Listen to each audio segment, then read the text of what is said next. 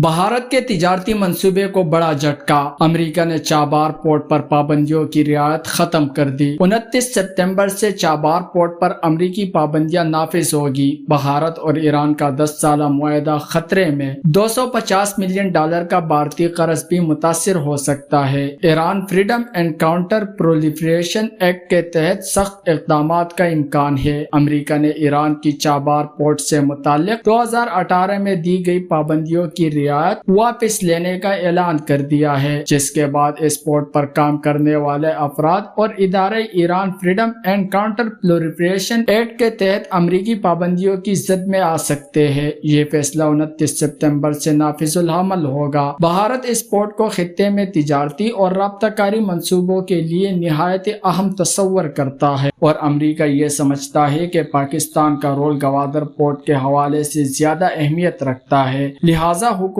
पाकिस्तान को चाहिए कि इस इक़दाम का फायदा उठाते हुए बलूचिस्तान के गवादर पोर्ट, जो कि सी पैक का महवर है, उसे जल्द अज जल्द ऑपरेशनल बनाने में कलीदी किरदार अदा करे। माहिरीन समझते हैं कि बलूचिस्तान का गवादर पोर्ट आने वाले वक्त में ग्लोबल एनर्जी का ट्रेड रूट होगा, जो कि न सिर्फ इस खित्ते की तरक्की में अहम किरदार अदा करेगा, बल्कि पाकिस्तान बिलखसूस बलूचिस्तान के लिए एक हकीकी तिजारती और रवाबित का मरकज होगा। अब हुकूमत को चाहिए कि गवादर पोर्ट को हंगामी बुनियादों पर ऑपरेशनल करे। वश न्यूज़ बलूचिस्तान।